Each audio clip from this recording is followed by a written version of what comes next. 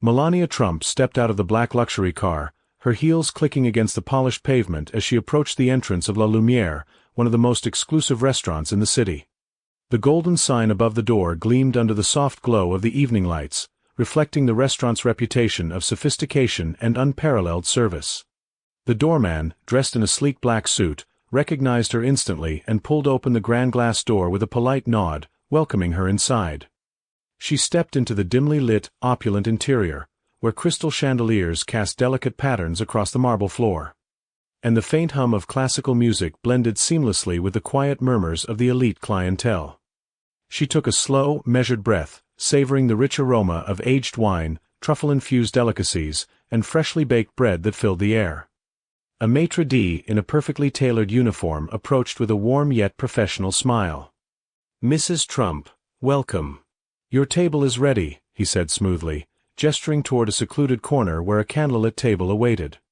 Without hesitation, Melania followed him, her posture poised, her expression serene.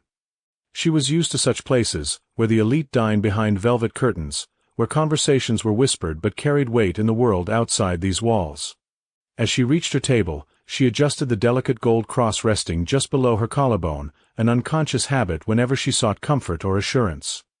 Sitting down gracefully, she crossed her legs and let her gaze drift over the menu, though she already had a favorite dish in mind. A young waitress with sharp, observant eyes approached, her movements precise as she set down a glass of chilled water. "Good evening, Mrs. Trump. May I take your order?" she asked, her tone polished but with a hint of something unreadable beneath it. Melania lifted her eyes and offered a small nod, her voice smooth yet firm. "I'll have the chef's special tonight, with a glass of Chateau Margaux."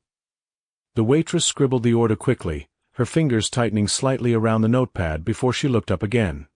Her gaze flickering, as if noticing something for the first time. Melania didn't acknowledge it, merely adjusting the napkin on her lap, unaware that this quiet, elegant moment was about to take an unexpected turn. The waitress returned, but this time, there was something different in her posture, something tense, deliberate. She hesitated for the briefest of moments, then leaned in slightly, lowering her voice as if she didn't want to attract attention. "Mrs. Trump," she began, her tone oddly restrained, "I'm going to have to ask you to remove your cross necklace." Melania blinked, momentarily thrown off by the absurdity of the request. She lifted her eyes to the young woman, her expression calm but questioning. "Excuse me," she said, her voice controlled yet edged with disbelief. The waitress inhaled sharply, as if steadying herself. "We have a strict dress code here, and visible religious symbols are not permitted." A slow, uneasy silence stretched between them. The restaurant's usual hum of soft conversation and the delicate clinking of silverware seemed to fade into the background. Melania studied the waitress's face, searching for some sign that this was a misunderstanding, a joke, even. But the young woman's expression remained neutral, though there was an undeniable flicker of something else beneath it. Melania's fingers instinctively brushed against the small gold cross resting just below her collarbone. It was delicate, understated, hardly an ostentatious display. More than that, it was personal. A part of her. She had worn it for years, through moments both triumphant and devastating. And now, in this place of supposed refinement, she was being told to take it off as though it were something offensive, something unworthy. She straightened slightly in her chair, her back firm, her presence suddenly commanding in a way that made the waitress shift her weight from one foot to the other. "I'm afraid I don't understand," Melania said, her voice still composed, but now tinged with a quiet steel. "Why exactly is my necklace a problem?" The waitress exhaled through her nose, pressing her lips together. "It's policy," she said after a moment, her fingers tightening slightly around her order pad. "The management has made it clear that we maintain a neutral environment. We don't allow political or religious symbols of any kind." Melania let out a soft, incredulous laugh, shaking her head just slightly. "A neutral environment," she repeated. "Tell me, is everyone asked to remove their jewelry? Their wedding rings? Their bracelets? Or just this?" She lifted the cross slightly between her fingers, her gaze unwavering. The waitress hesitated. It was clear she hadn't expected pushback, at least, not like this. "Mrs. Trump," she began again, more insistent now, "I don't make the rules. I'm just following them." Melania didn't look away. "And do you think it's right?" she asked, her voice softer now, almost coaxing. "Do you think it's fair?" The waitress faltered for the briefest second, just a flicker of hesitation before she quickly masked it. "It's policy," she repeated, but the words were weaker this time. Melania exhaled slowly, then leaned back in her chair. "Well," she said evenly, "I won't be removing it." The waitress stiffened. "Then I'll have to ask you to leave." Melania tilted her head slightly, as if assessing whether the young woman truly understood what she was saying. "Because of this necklace?" she asked, her voice calm but sharp. "Yes," the waitress said, firmer now, though there was something uneasy in the way she stood.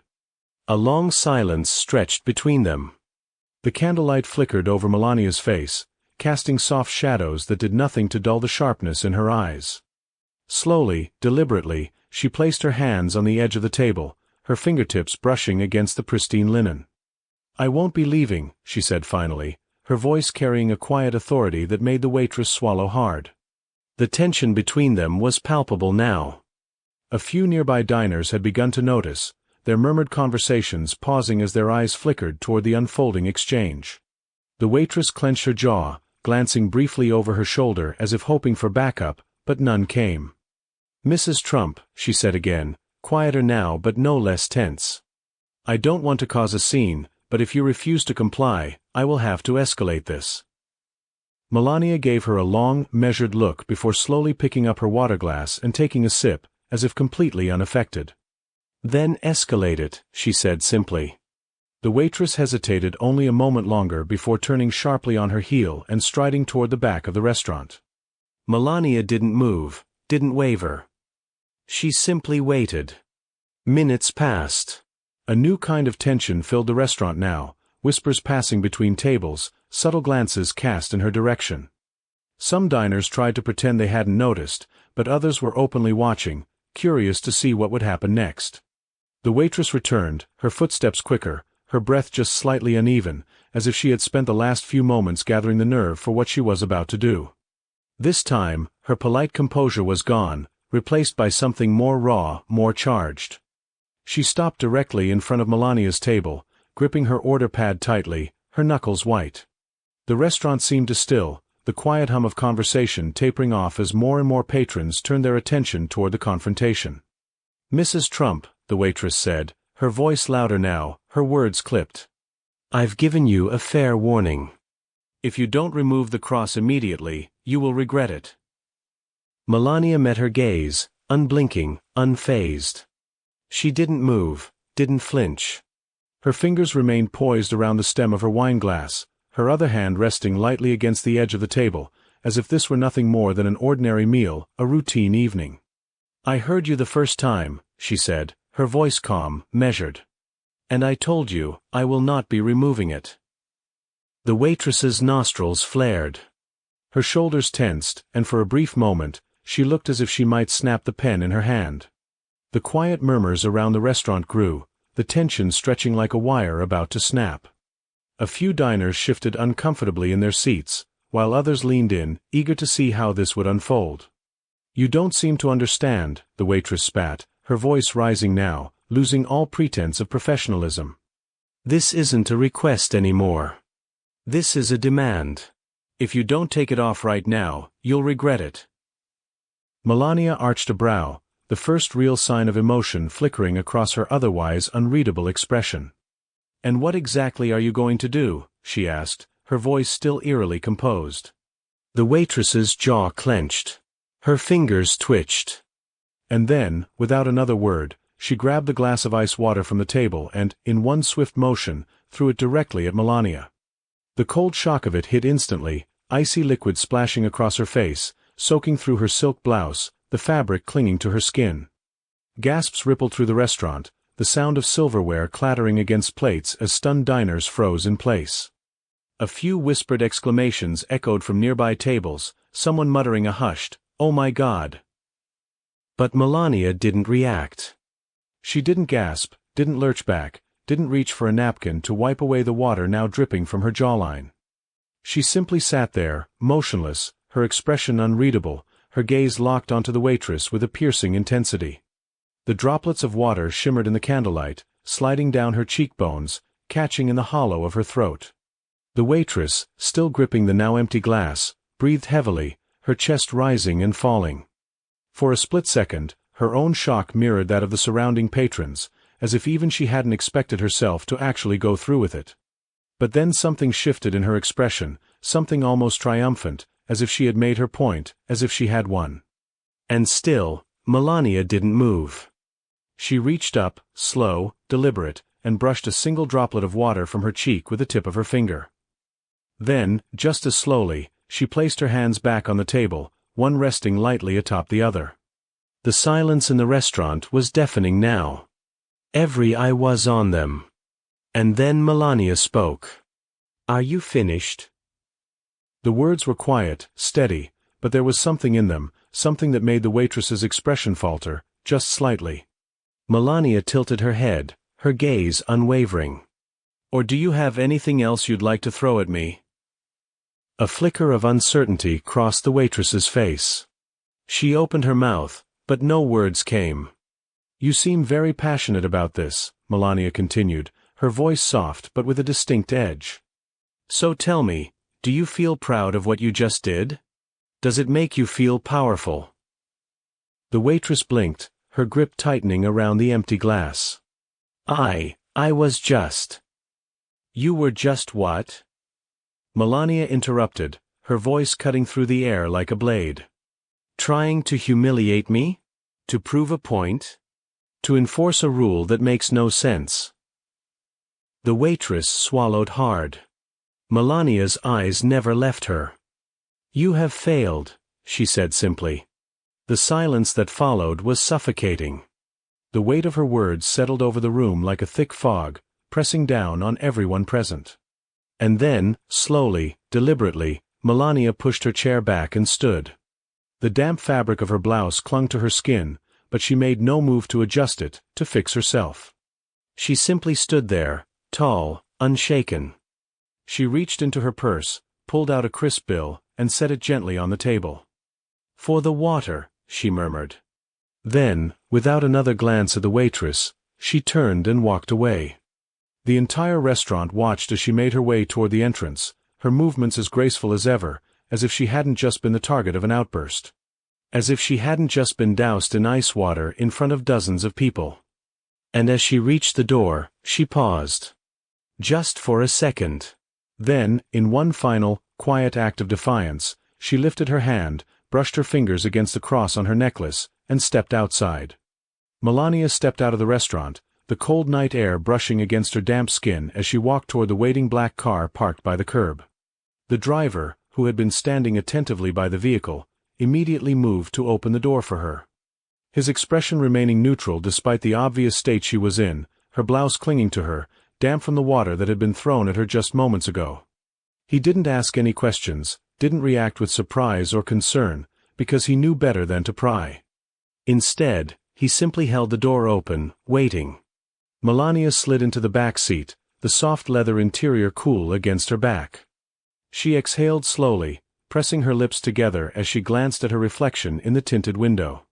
The droplets of water had already begun to dry, leaving faint streaks across her skin.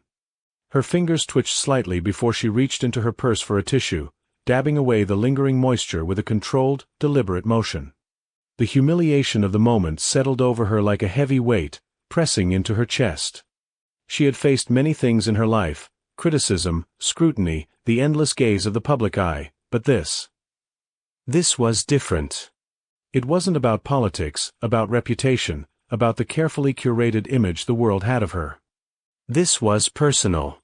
This was someone looking at her, at something deeply meaningful to her, and deciding it was unacceptable. The car pulled away from the curb, the city lights flashing past the window in streaks of gold and white. Melania sat in silence, her fingers tracing the small gold cross around her neck, the very thing that had started it all. Her mind replayed the scene in the restaurant, each word, each glance, the way the waitress's voice had risen, how her hands had trembled just slightly before she had thrown the water. There had been something desperate in the way she had acted, as if she needed to make a statement, as if she needed to prove something. And yet, Melania couldn't shake the feeling that even the waitress herself hadn't truly known why she was doing it. Was it anger? Resentment? A misguided sense of power? She let out a slow breath, closing her eyes for a moment before she opened them again, her gaze settling on the city outside. The car moved steadily through the streets, the towering buildings casting long shadows against the pavement. She wasn't sure where she wanted to go, home, perhaps, though the thought of sitting alone in silence didn't appeal to her. Instead, she pulled out her phone, scrolling absently through the screen before pausing. News traveled fast. Already, whispers of the incident had begun to surface on social media, subtle mentions, vague accounts from those who had been in the restaurant, all circling around the same shocking claim. That Melania Trump had been asked to remove her cross and, when she refused, had been humiliated in front of an entire room of people. She frowned slightly, her thumb hovering over the screen before she locked the phone and set it down beside her. She didn't need to read their words. She had lived it. By the time she arrived home, the exhaustion had fully settled in, not just physically but emotionally. She changed into dry clothes, taking her time as she moved through the quiet halls of her home, the silence pressing in around her. The next morning, the story had spread further. What had started as whispers had now become a full-blown discussion. Articles appeared, headlines crafted for maximum impact, each one dissecting the events of the previous night. Some called it an attack on personal freedom, others a misunderstanding blown out of proportion. Some questioned the restaurant's policies, while others defended the waitress, insisting there must have been a valid reason for her actions. Melania ignored most of it. She had no interest in engaging in the endless back and forth of public opinion. But there was one thing she did notice: La Lumière had released a statement. It was short, carefully worded, crafted by legal teams and PR professionals to minimize damage. They acknowledged the incident. They assured the public that they prided themselves on inclusivity and respect. And, most importantly, they confirmed that the waitress in question was no longer employed at their establishment. Melania stared at the screen for a long moment before setting her phone down. She wasn't sure how she felt. There was no satisfaction, no sense of victory. She hadn't asked for the waitress to be fired, hadn't called for retribution. And yet, here it was, another consequence, another fallout from an incident that should never have happened in the first place.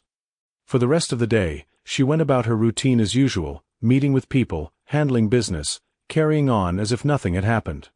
But the weight of it lingered, sitting in the back of her mind like an unfinished sentence. And that night, as she sat alone in the dim light of her bedroom, she reached for the cross around her neck once more, holding it gently between her fingers. It was still there. And she had never once thought of taking it off.